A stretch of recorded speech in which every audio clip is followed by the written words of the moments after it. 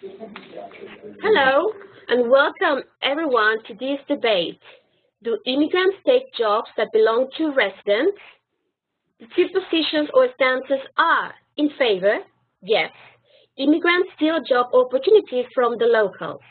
The position against, no, immigrants do not represent a threat regarding job opportunities of the locals. My name is Andrea Martinez, and I will be your moderator. Welcome, everybody. So I welcome you again to both schools. I would like to introduce the judge. We'll be taking notes of everything that goes on the debate. Sorry, and here's our judge.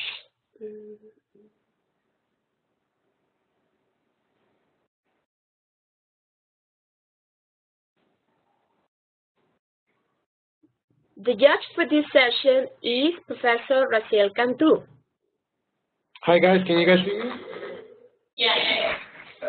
I just want to introduce myself. My name is Raciel Cantu, and I will be the judge for this session. I will be judging you according to the content of your answers and the way you express them.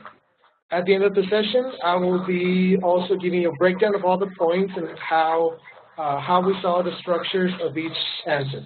Okay, so I wish you both the best luck, and I'm very happy to be here with you guys. Thank you, Raciel. And now let's meet both teams' members, right? Please introduce yourselves. I would appreciate if you stand up. Let's begin with Cumbres San Javier.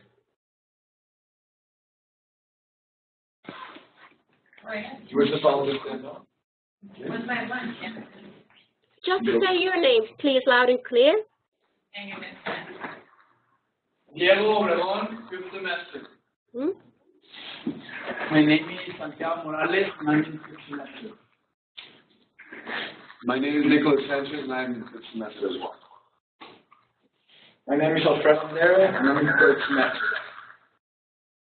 My name is Javier, and I'm in the 1st semester. Thank you, and welcome to this debate. Now let's meet the members of the other team in Piedras Negras. My name is Maria de los Ángeles Javier, and I am in the 1st semester. My name is Maria Sofia, and I'm in the 5th semester. My name is Diana Ramos, and I'm in 5th semester.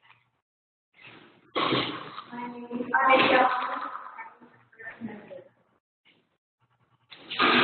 My name is Javier, and I'm in 3rd semester. Okay, unfortunately, we could not see you, girls, because your camera is now off, or it has to do with the quality of the internet connection. By the way, I could see at the beginning that you were seated like three people in the front and 2 at the back, but not quite like that in Cumbres San Javier. Cumbres San Javier, I don't know, I have to ask you, now we see you again in Piedras Negras, but in Instituto Cumbres San Javier, were you told that you have, how you have to be seated, 3 people at the front and 2 at the back? Were you aware of that? No.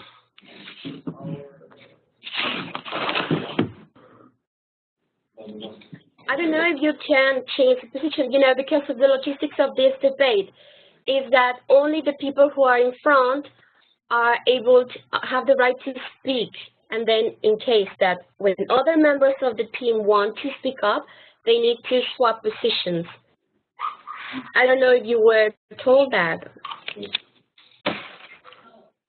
No, we were not told that. All right. But now it's settled, yeah? Thank you. All right. Let me tell you very briefly the dynamics and the rules for this debate. We're going to start with the position raffle, right? Who's going to, how we're going to settle the 2 positions, who's going to be in favor and who's going to stand the position against. The objective of this project is to reinforce students' oral expression and vocabulary. discover the relevance of a research for developing arguments, enhance their ability to find different perspectives to a problem, and achieve the integration in a team. May I remind you, debates are friendly encounters for educational purposes and in an environment of fair competition. The teacher advisor or any other person who is not part of the team cannot intervene or have contact with the team members by passing on information either orally or in writing. If so, the moderator can admonish by subtracting 5 points out of the score. Each team can have the introduction of their topic written according to their position previously fixed, and which can be consulted in the case of quoting a source. The conclusions will be written at the end of the encounter. Conclusions written in advance will not be permitted, since these should contain the key points seen in the debate.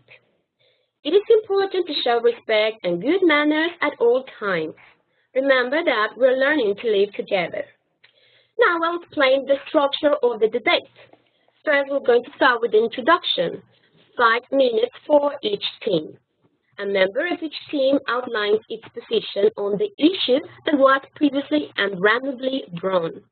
The introduction and references to sources will be the only written things. Now, the second phase is the question and answer round, the Q&A session. For this, you will have 5 minutes, each team. First, the team with the position against asks the teams with the position in favor and vice versa. Both teams take turns asking and answering. The moderator monitors the allocated time and may suspend the round if time runs out. The next phase is the replies, 4 minutes for each team. This is not a Q&A session, but the time when each team counter-argues the points that the opposing team presented in the introduction and the Q&A round. Students at the front must always raise a hand to request their turn to speak.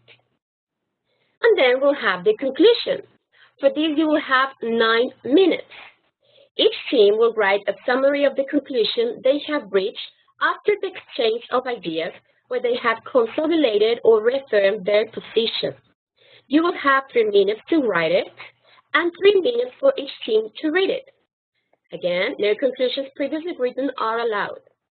The team with the position in favor will read its conclusion first. And the last phase is the close, which approximately will last 3 minutes. The judge, having kept a record of the key points that were developed during the discussion and recounting the assessment rubric, announces the winning team while providing general feedback. The moderator bids everyone farewell, and this final part will take, as I said, like 3 minutes. And finally, let me tell you again, only the students sitting at the front are allowed to speak. Any questions? No. Everything clear? Yes. Okay, so then let's do the position raffle. Since it was Cumbres and Javier who came up to the session first, I'm going to ask you, choose a color. We have circles, one yellow, one blue color. Which one did you choose? Blue. You choose the blue circle, and we can see that then you will have to defend the against position. While Instituto Cumbres Alpes, you're going to defend the in favor position. I'm going to switch off my camera for improving the quality of the internet, but I will be with you at every time. Okay, let me close this.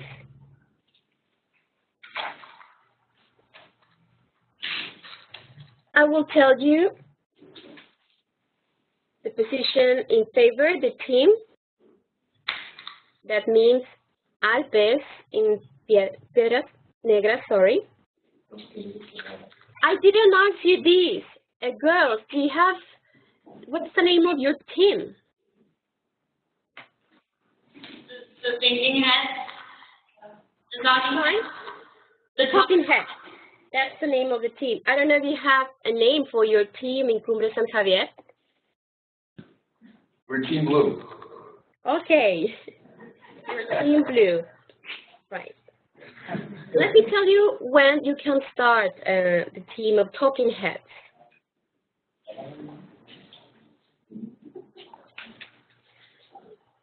It would be a good idea if you take note of this part, right, of the introduction you hear from the opposing team.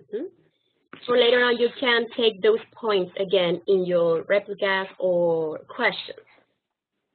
Right, the talking heads. So you can begin with your introduction. We hear you.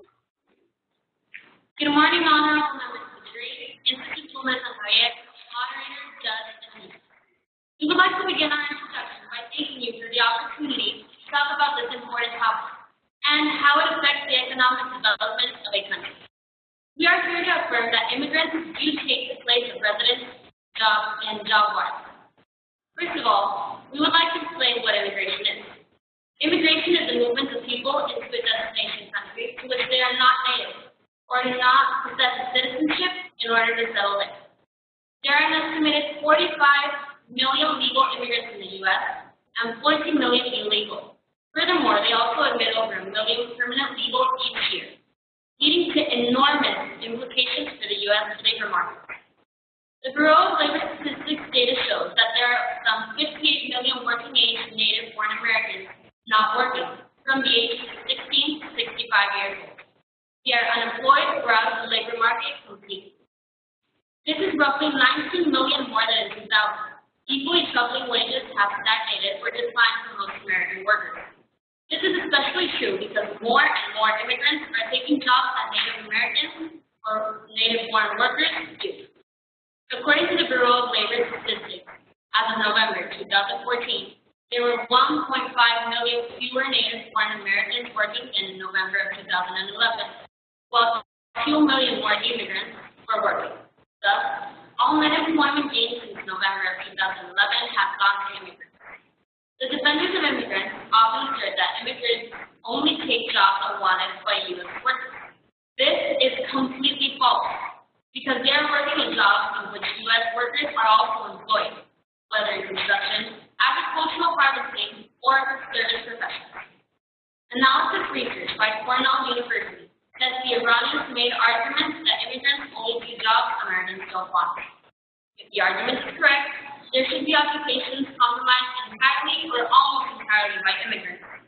But it is in fact completely false, because according to data collected from 2010 to 2014 Census Bureau, which allow for very detailed analysis, show that even before the recession, there were only a tiny number of majority immigrant occupations.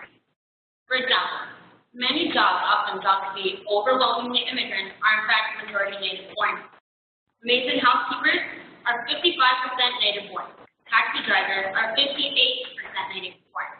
Butchers and meat processors are 63% native-born. Ground maintenance workers are 65% native-born, and janitors are 75% native-born. There are 93 occupations in which 20% or more of workers are immigrants. These high immigrant occupations are stealing many jobs that native workers would happily do. It is worth remembering that not all high immigrant occupations are lower skilled and lower wage. For example, 44% of medical scientists are immigrants, as are 34% of software engineers, 27% of physicians, and 25% of chemists. If the hiring of immigrant workers is prevalent in a sector of the economy, as it has become the case in seasonal crop agriculture, the willingness of foreign workers to accept lower wages because of their illegal status acts to depress wages and working conditions for all workers in that occupation. This in turn makes employment in that sector less attractive to workers who are native-born and who have other options. The result is a form of circular logic. The more that immigrants are able to take jobs in the sector of the economy, the less attractive the sector becomes to workers that are native-born, and the greater appearance of validity to the lie that only immigrants are willing to take jobs in that sector.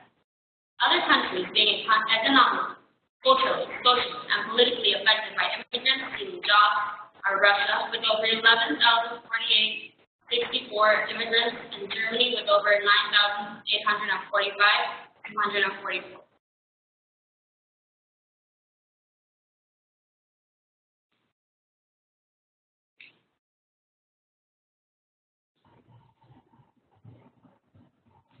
All right. Thank you, Cumbres, Alpes, Piedras, Negras. Now let's hear the introduction or presentation of Cumbres and Javier.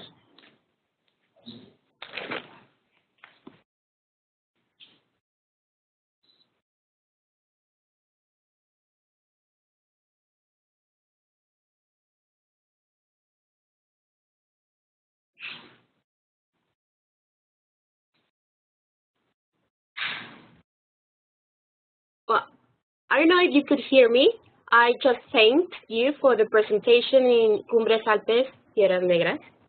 Now, let's hear the presentation from Cumbres and Javier. Good morning. We'd like to thank Piedras for the opportunity to join you all today. We hope to have a very interesting and constructive debate. And we wish our opponents the best of luck. Immigration has, for a long time, been an important topic among the developed countries. With immigration policy proposal scandals and diplomatic talks regarding refugees in the West, we find this debate to be a timely one. We would like to start by confirming the argument that immigrants are not taking jobs from local residents.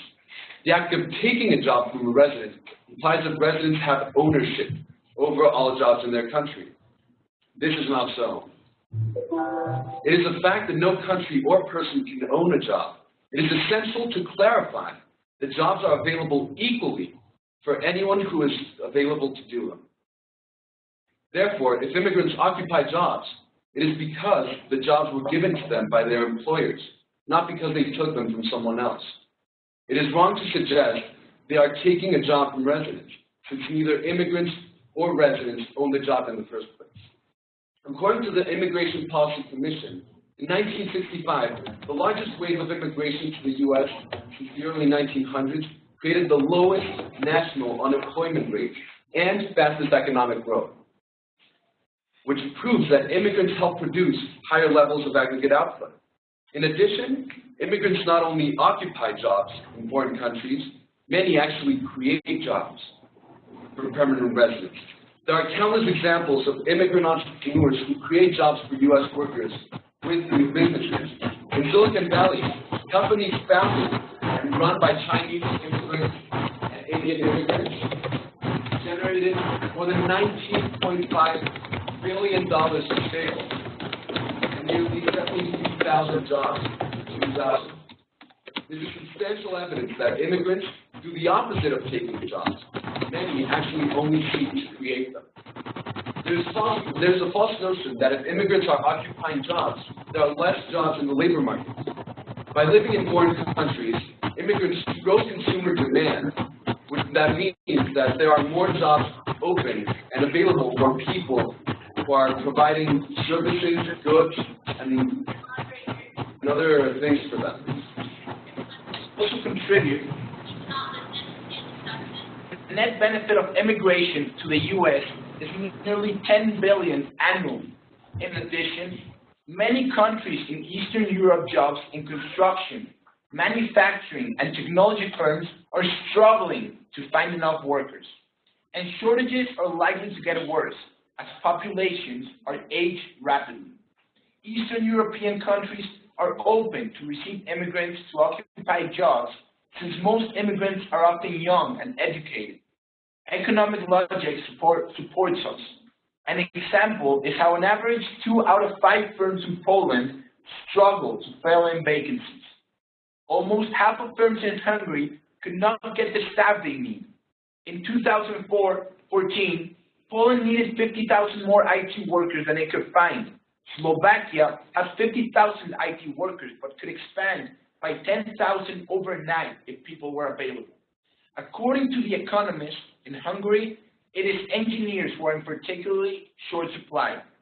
These labor shortfalls increase pension deficits, lead holes in public finances, and reduce an economy's efficiency. PwC, a consulting firm, found that Jaguar Land Rover, which is opening its first continental European plant in Slovakia, is already missing 80% of skilled labor. It is unquestionable that these jobs are available to immigrants without them taking the jobs from residents. to suggest that immigrants should not take these jobs that are available to them, or to say that they are doing so unjustly is just not true. We would like our opponents to become familiar with the lump of labor fallacy, which economists define as the erroneous notion that there is only so much work to be done and that no one can get a job without taking one from someone else. The Supreme Medical Council announced that 30% of doctors in Germany are due to retire in 2020, with only 1% of doctors under 25 years old. The country will be lacking an enormous supply of labor that only immigrants can be expected to satisfy. Some 40% of doctors worldwide are over 60, and more than 200 medical practices have no doctor in Latin America and Western Europe. This means patients will not receive proper care and attention unless skilled immigrants occupy these jobs. There is ample evidence that Syrians, the single largest group of arrivals, are well educated. These are less capable Javier, but I will have to interrupt you since time's up, right? You got the 5 minutes of the introduction part. Okay, I have to interrupt you up there. Sorry. Excuse me, moderator. Yes? We had problems hearing the introduction of Javier. You weren't able to listen to it? No, there was the part that was cut off. The first part, or what part? The first part, the one. Okay, yeah, so you started to listen from, I don't know, the last part? Oh, because that's unfortunate. Please let me know, maybe in the chat, if you will, when you're struggling to listen in the other team, because it's important that you're able to hear at all times. Then, in that case, you couldn't listen the first part, you said? No. Okay. I'll have to ask you in that case, Cumbres San Javier, if you could please read just like the first part. It's going to be really hard to say until where you started to listen, no? But I think you need to listen all the presentation. I mean, that's vital. It was recorded with speaking people. So you couldn't listen the first member when he started speaking. It was the first member we did this. Once the second member began to speak, we did listen.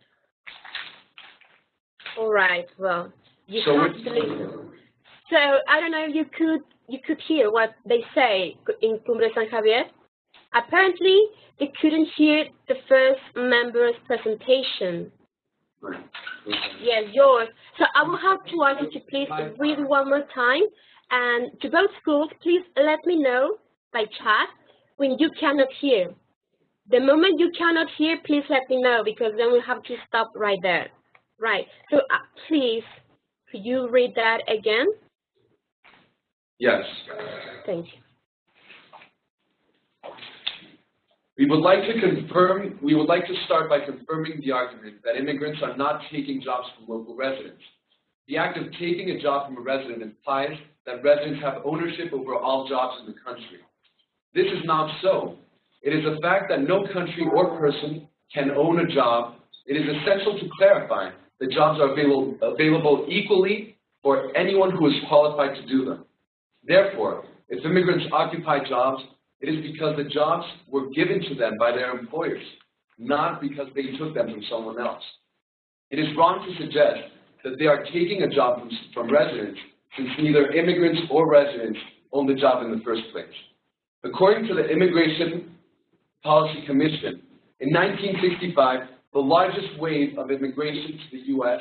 since the early 1900s created the lowest national unemployment rate and fastest economic growth, which proves that immigrants help produce higher levels of output.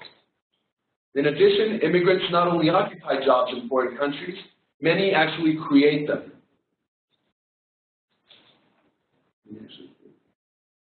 There are countless examples of immigrant entrepreneurs who create jobs for U.S. workers with new businesses. In Silicon Valley, companies founded and run by Chinese and Indian immigrants generated more than $19.5 billion in sales and nearly 73,000 jobs in 2000. This is substantial evidence that immigrants do the opposite of taking jobs. Many actually seek to create them. There's a false notion that if immigrants are occupying jobs, there are less jobs in the labor market. By living in a foreign country, immigrants grow consumer good demand. That means that there are more jobs of people building their apartments, selling food to them, giving them haircuts, and providing them with goods and services. That was my part. Thank you. You're welcome. Thank you. All right, and now let's get into the Q&A session. For this, you will have 5 minutes for each team to ask their questions. First, the team with the position against asks the team with the position in favor, right? So let's begin with your questions. The position, the team with holding the position against.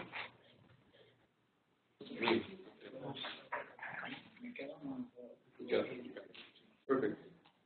Do you agree that the IRS is a trustworthy source?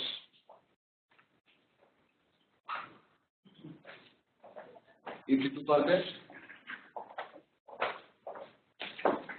you repeat the question? We said that if you agree that the IRS is a trustworthy source.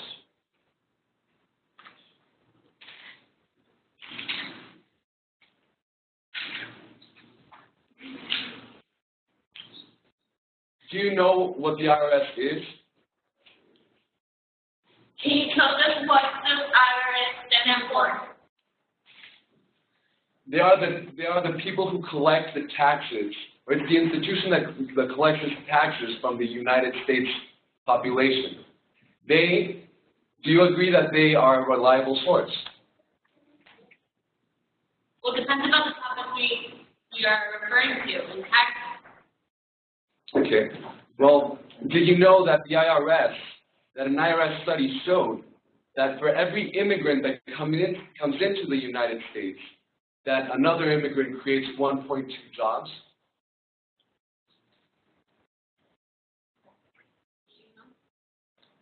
Do you understand the question? Can you rephrase the question, please? Yes, of course. That if for every immigrant that is coming into the United States, they are creating 1.2 jobs. Do you understand that? Yes. Then if they are creating more jobs than the ones they are taking, how could you say they are proposing a threat to the labor market for residents? Where is it stated that they are making more jobs than the ones they are taking? It says that 1.2 jobs are created, but it does not say that it is more than the ones that are being taken away. Well, you didn't know that this was a study made from the IRS in 2010. No. Okay. How would you define the word take in the context of this debate?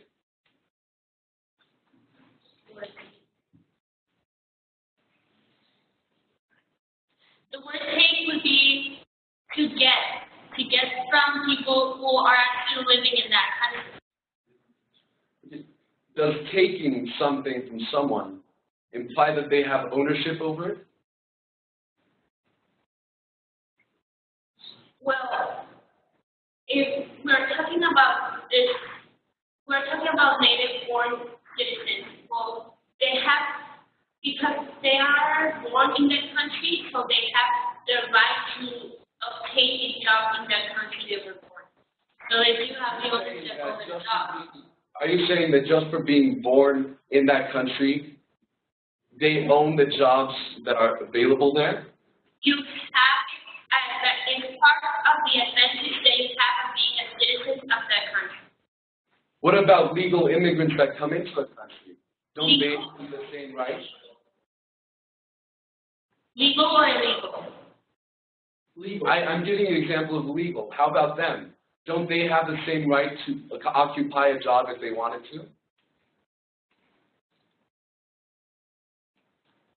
Well, it's still the fact that they are from another country, coming into the country where they are not native from. Well, So it's preference goes to the native. Well, did you know that legal immigrants in the U.S. who attend residency have the same rights as locals do? Isn't that stated? Did you know that legal immigrants in the U.S. who obtain residency have the same rights as locals do? Where is your source from? It doesn't matter what my source is, it's a fact. Legal residency in the It's not U.S. a reliable fact if you don't have a source. We don't need to. If they have the same rights, how could you say that they're taking a job from other residents? Well, here in the debate, we are talking about immigrants in general, not just legal immigrants. Exactly, I'm talking about legal immigrants. So, if they have the same rights, how could you say that they are taking a job from other residents? You don't have a source, so there's no fundamental, background. Are you implying that just because we're not giving you this source, that legal immigrants do not have the same right to have a job as a resident does? Are you implying that? So, sorry, but time's up. You've got your 5 minutes. I'll have to interrupt you right there. And now it's the turn from Instituto Cumbres Talpes to address your questions. You'll have 5 minutes for this, too.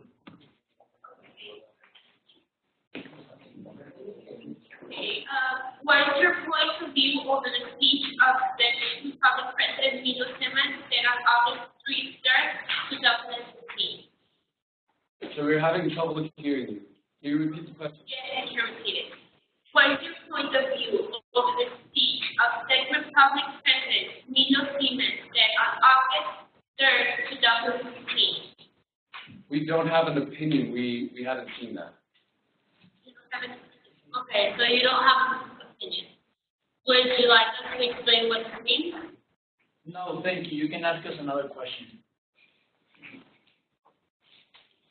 Okay. What happens when an illegal immigrant takes away a job of a native born or resident of the country? He doesn't take away the job. It doesn't belong to him, so nothing happens.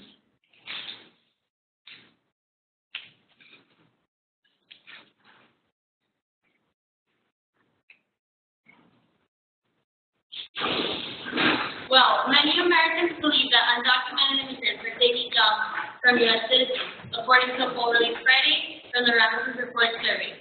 They found that 81% of Americans believe they are competing for jobs with immigrants living in the country without work permits. So, what do you think about the people who are illegal immigrants coming into the country, taking away the jobs of people who are actually paying taxes and have these benefits for being native born in that country? It doesn't matter what they believe. The job is there and it's going to be filled with the person who's more qualified.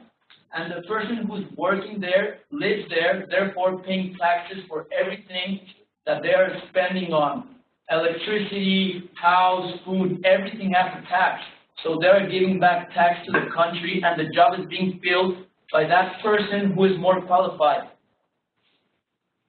But if there are illegal immigrants, they are not paying taxes. Yes, they are. We checked the IRS. Can you tell me the percentage of immigrants that are seeking to create new jobs in the country they are establishing?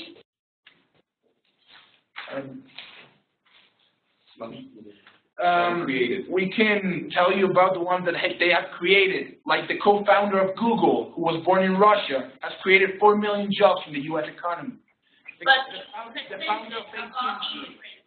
The founder of AT&T, Graham Bell, was born in Scotland, 1.5 million jobs, and the founder of Comcast, he was born in Germany, has created 1 million jobs. I'm talking the percentage of the overall jobs the immigrants are creating worldwide. Worldwide? Yes, worldwide. We don't know how many jobs are creating worldwide, but we do know that there is a deficit of labor in many Western European countries. And what happens is, these countries don't have the labor they wish they had. They need more people to supply the labor they need. So if you told us they are paying taxes, why haven't they been deported already? That has nothing to do with them taking a job. If they're not being deported, that's a completely different issue here. We're talking about the right immigrants have to take those jobs because you said they don't belong to native born. We're not actually talking about the right or if they don't have the right. We're talking about if they're taking jobs. And they're not taking jobs. They're earning the jobs because they're a more qualified person.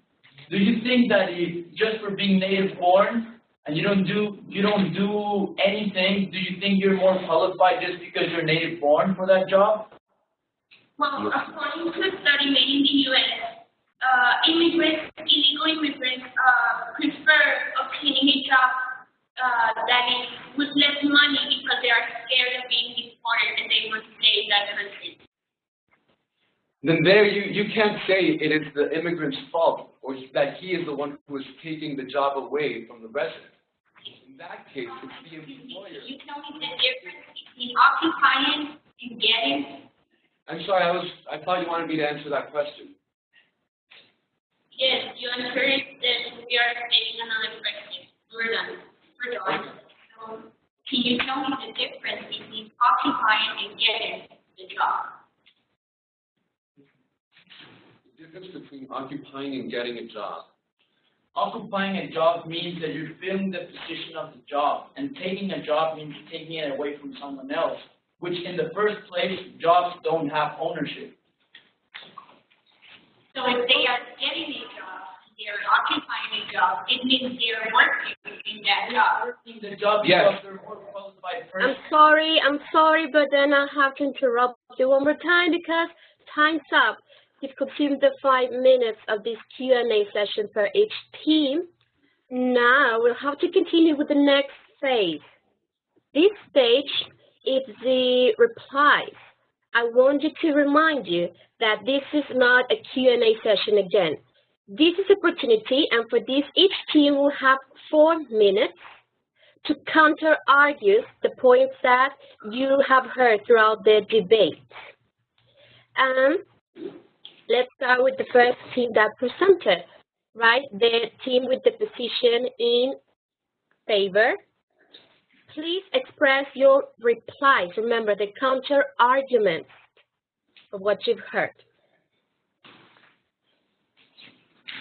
So we say that legal immigrants take any job with any salary, since they are leaving their country for a bigger point, where minimum salary is higher than in their country. So even if they receive a minimum salary, they are getting more than they would get in their country of origin. So technically, they are coming to this country to gain more money, when this money could be happily gained by any of the natives, and they have the right to have it over the immigrants if they are coming. Coming into that country doesn't mean that they're taking someone else's job. Sorry. Guys, let me remind you that in this part, you cannot longer intervene. Just each team will have to express their counter-arguments of what they've heard, what they want to emphasize, or again, counter-argue the other team's position or points expressed. This is not the time of a dialogue like in the QA session. So each team will have to show, again, only their replicas or replies to what you've heard. Okay, let's continue with your time, girls. Also, it's worth remembering that not all high immigrant occupations are lower skilled and lower wage. For example, 44% of medical scientists are immigrants, as are 34% of software engineers, and 27% of physicians, and even 25% of chemists, based on the study of the Center for Immigration Studies. And there are over 650,000 native-born medical scientists who think they are competing with immigrants. The President of the Czech Republic has called on refugees to respect his country rules or legislation by telling them, nobody invited you here. In an interview with newspaper said President, we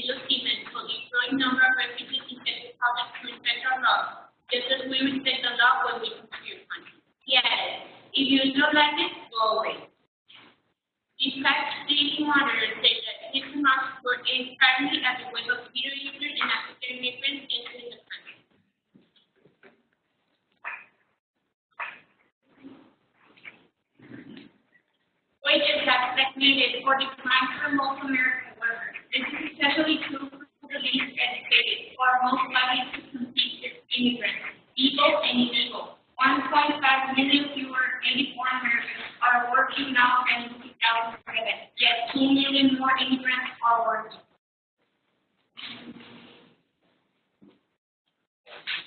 Also, according to the OECD, the unemployment rate rose increased in states over the same period by about 18 and 16 percentage points respectively. These facts prove that immigrants are seriously taking the job from many residents, not only in the United States, but also in first world countries.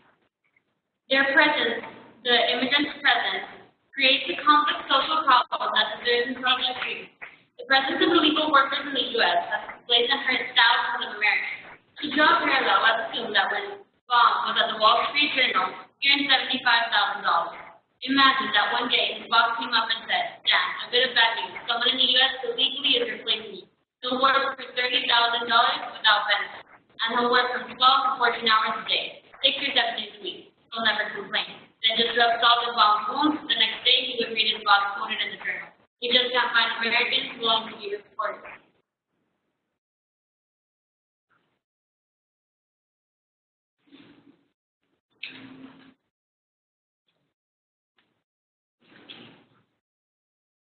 Some people may say that immigrants are just taking the jobs native-born Americans don't want. But according to an analysis visits by Cornell University said that the erroneous made argument that immigrants only do jobs Americans don't want. If the argument is correct, then should be occupations comprised entirely or almost entirely of immigrants.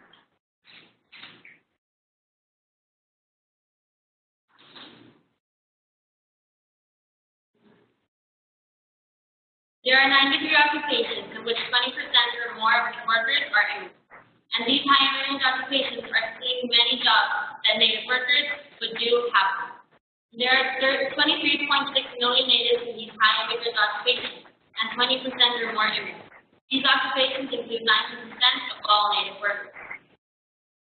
This is our reality, and we cannot deny it. We are ignoring the situation. And according to the Bureau of Labor Statistics of November 2014, there were 1.5 million fewer native-born Americans working in November of 2011. So, all right. Sorry, I have to interrupt you because time's up. But I just gave you more time for my intervention at the beginning. But anyway, your time's up, Cumbres, Alpes, Piedras, Negras. Unfortunately, I can see that your image, your camera goes on and off. Is it okay for you in Cumbres and Javier to carry on the session like that? Yes, there's no problem. No problem for you. Thank you. Yeah. Now, it's the turn of Instituto Cumbres San Javier to hear your replies and to express your counter-arguments. You'll have 4 minutes for that. Thank you. Well, in your introduction, we heard you say that the more immigrants that are in a certain sector or industry, the less appealing that industry or sector is for the locals. And also, you said that someone harshly said that no one invited these immigrants in. However, we know that the Supreme Medical Council announced that 30% of doctors in Germany are due to retire in the year 2020. And only 1% of doctors are under 25 years old. The country will be lacking an enormous supply of labor that only immigrants can be expected to satisfy. Some 40% of doctors worldwide are over 60 years old and due soon to retire. And more than 200 medical practices have no doctor in both Latin America and Western Europe. This means that patients, without immigrants coming into their country and satisfying all these jobs that are needed, patients would not receive the proper care and attention that they would need. And if the immigrant wasn't there to do the job for the country he is doing it in, it would probably be outsourced because of how expensive the labor in that country is. Immigrants are only occupying the jobs that would be mostly outsourced anyway. Thus, the jobs they occupy would not be offered to residents in the first place. Thus, they are not taking the job from the residents.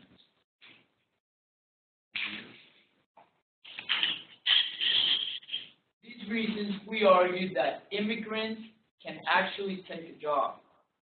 Someone has to give it to them. And as long as employers hire immigrants, immigrants are not to be blamed. Immigrants continue to prove to be good for economies, and especially in those in need of labor.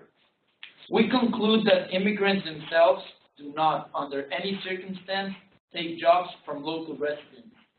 If residents blame immigrants for occupying jobs, they should either stop hiring them or become better qualified to earn the jobs they wish to occupy themselves.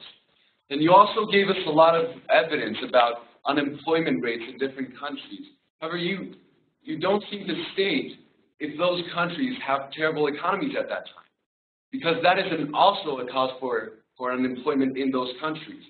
And if immigrants are taking those jobs, maybe it's because they're the ones that are producing more and helping that economy recover. Another point that is very valuable to say is that in the year 2014, Poland needed 50,000 more IT workers than it could find. In Slovakia has 50,000 IT workers, but could expand by 10,000 workers overnight if they had the supply of labor. Since they don't have these workers and immigrants coming into the country, they can't seem to produce as much as they would otherwise if immigrants did come into their country.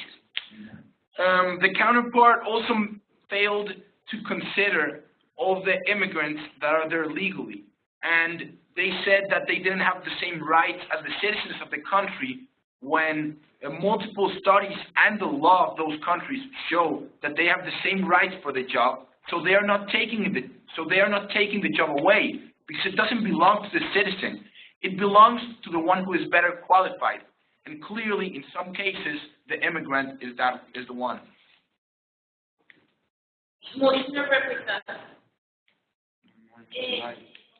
Sorry? There are countries that are lacking an enormous supply of labor. And that's something that you said that wasn't happening in the United States. That is one country out of over 150 in the world. We also have evidence that many immigrants that come into countries aren't just taking jobs. We gave you a statistic from the IRS that says that for every immigrant that is coming in to the United States alone, your example, that they are creating 1.2 jobs. That means that they are creating more jobs than the ones that they are taking. All right, so sorry, but then your time's up. And we've finished this session of the replies. Now, let's get into the conclusion part. Remember that in this part, you will have 3 minutes to write down your conclusion. Reaffirming what your stance, right? Taking the key point what's been discussed throughout the debate. 3 minutes to write your conclusion, please.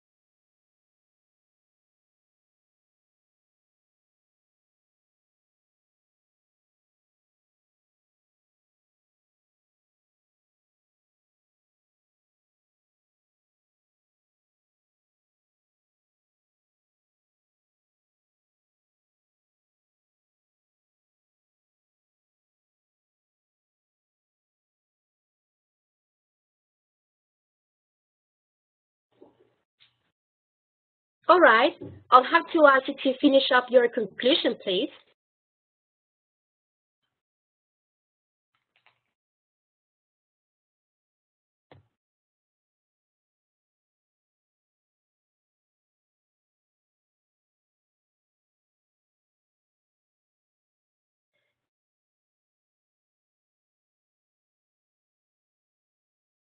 Yes, and to be ready to read it.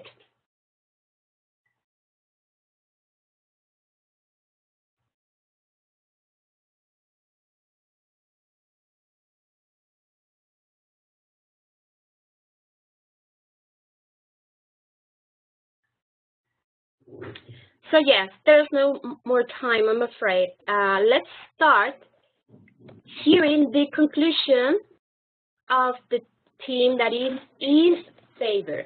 Remember, you've discussed and interchanged ideas about if immigrants take jobs that belong to residents. Let's hear their stand in favor. Yes, immigrants steal job opportunities from the locals. In your conclusion, girls, we hear you. 3 minutes.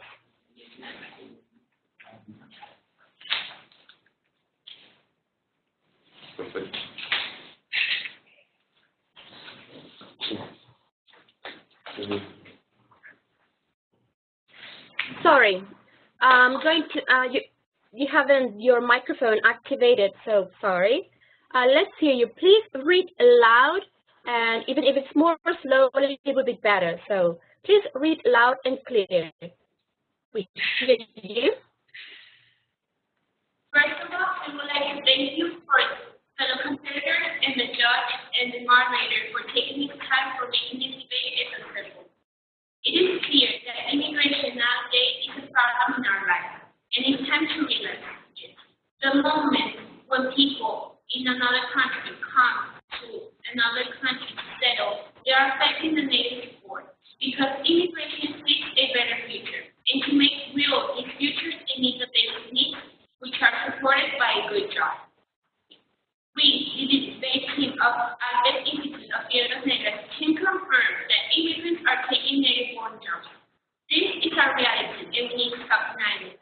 People are ignoring the situation. As an effect, according to the Bureau of Labor Statistics of 2014, they say that 1.5 million native-born Americans were working in November of 2011, while 2 million more immigrants were working.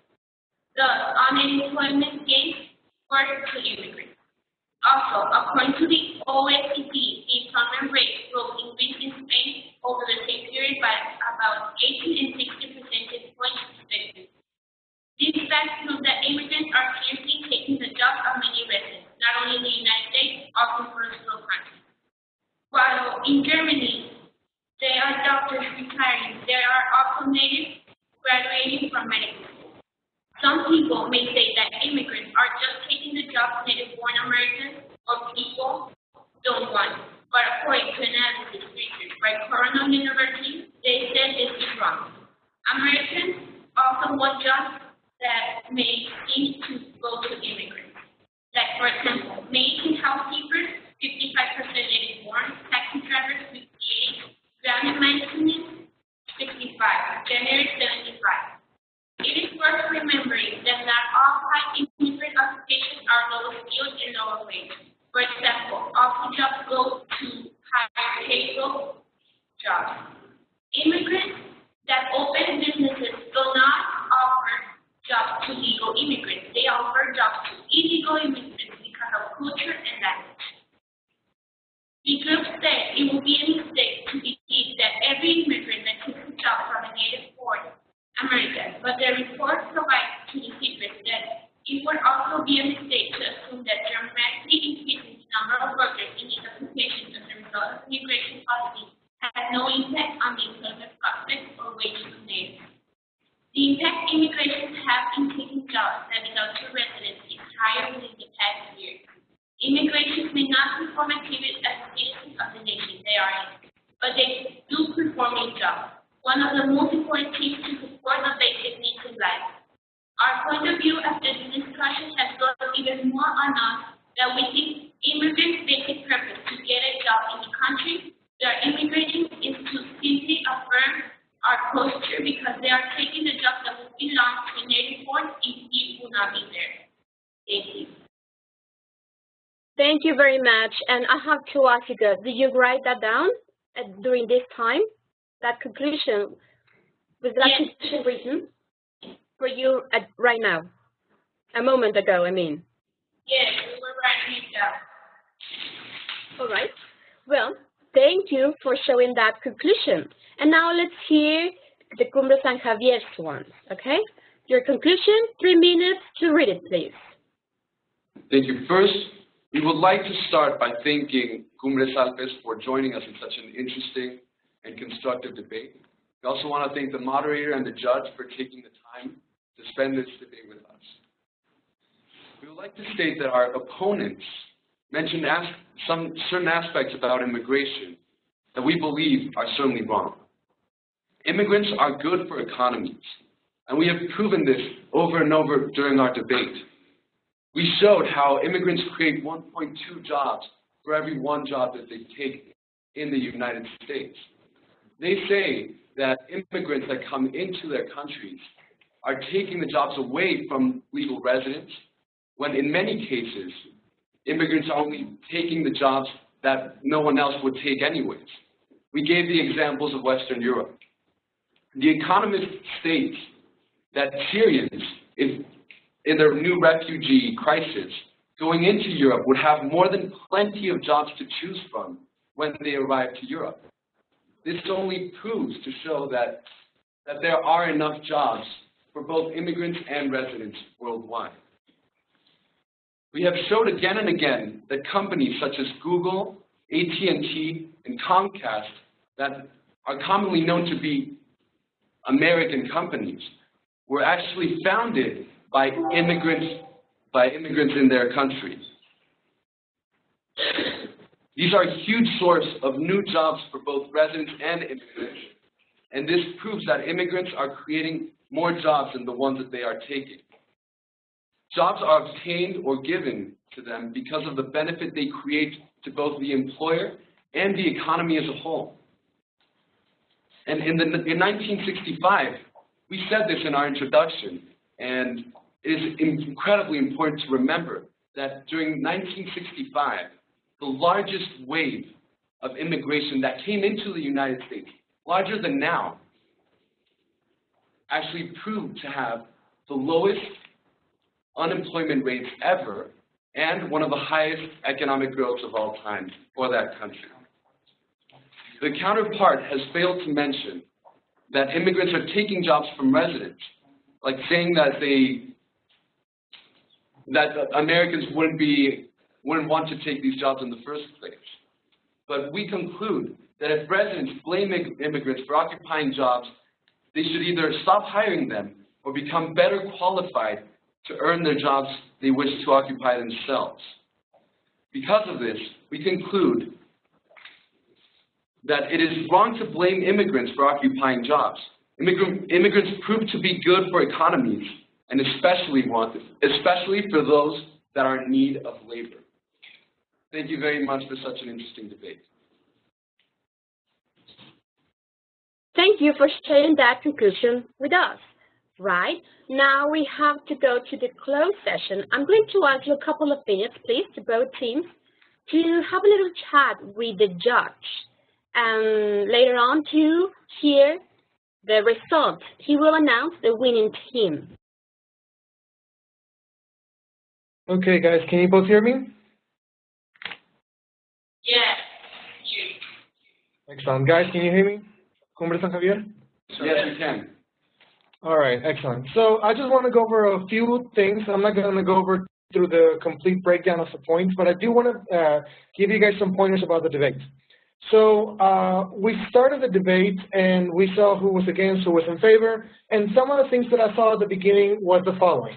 For example, boys, what I saw from you is that you need to use your time a little more efficiently. A lot of the times you were going over the issued amount of time because you were giving too many facts. And sometimes, as good as that can be to use your time completely, sometimes if you don't use your time correctly, you go over the time. And girls, you were pretty much on track the whole time. I also want to go over some facts, now going more into this about, for example, critical thinking. Girls, I saw that a lot of your issues were the same thing over and over. You were not attacking the problem from very different things. Girls, your argument was always the same thing, going back to the same thing, saying 100 different statistics just to say the same thing. In a debate, what you have to do is you have to attack the problem from every single point of view. And that's what I was seeing from the guys. I was seeing that you were attacking the problem from a sociological point of view, from a cultural point of view, economic point of view, and that's what we need. We need to see different views in the same debate, in the same topic. If you see that one of them is being very, very strongly guarded, then you have to attack the next one. And you have to be prepared to see all the aspects of a debate.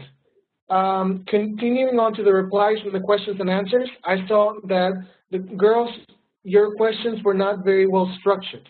We're not asking for opinions, we're trying to ask for the conversation, for the dialogue. So sometimes, girls, I saw that your questions were very close. They weren't looking into an in-depth answer. And the answers that you were giving to the boys were not very strong as well. They were not using their arguments against them. They were just trying to answer yes, no, maybe.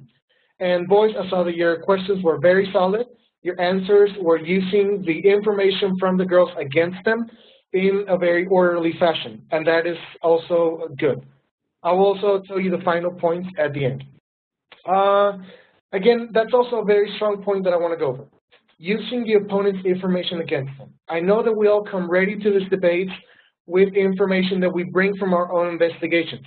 But in a debate, what is very strong is to use the opponent's information, use it against them by adding it to your information or seeing it from a different point of view. And girls, that is something that I saw was lacking from you. In your conclusion, in your reply, in no point did I see that you were using a lot of the information from Cumbres San Javier against them. And that I also saw very strongly from San Javier. At the end, in the conclusion, just to sum it all up, you all spoke very well. You all presented your points. You all guarded your position. None of you deviated from your original stance, which is very good. But what I want to tell the girls is, in the conclusion, you do not bring new information. That is part of the content of the debate, not of the conclusion. In the conclusion, you're supposed to summarize and consolidate everything that was spoken, present your last argument as a consolidation of everything that you spoke to mark you as the winner. And boys, I saw that's exactly what you did. In fact, your conclusion I thought was very solid in the way that you attacked every aspect in your conclusion and landed it. Therefore, the final points for the girls, I have 136. That is counting everything from the beginning to the end. And for the boys from Cumbres San Javier, I have a total pointage of 150. Therefore, the winner of this debate is Cumbres San Javier.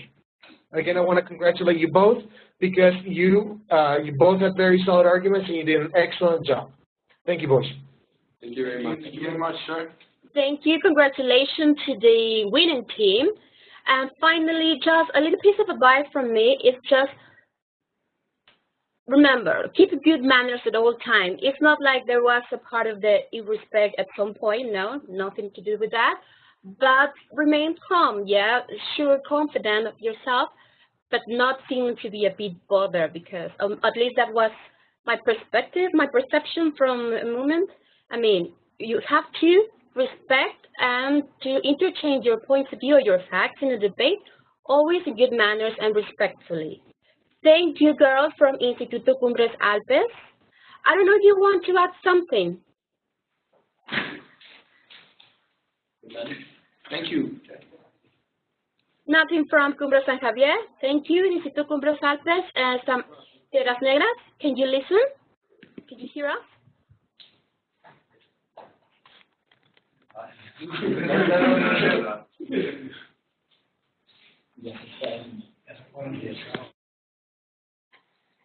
Girls, are you there? I can no longer hear you nor see you.